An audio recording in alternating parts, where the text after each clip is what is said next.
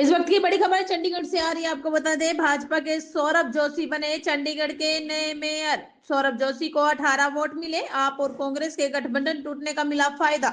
कोई cross voting नहीं हुई। कांग्रेस के गुरप्रीत गाबी को 7 और आपके ढींगरा को 11 वोट मिले।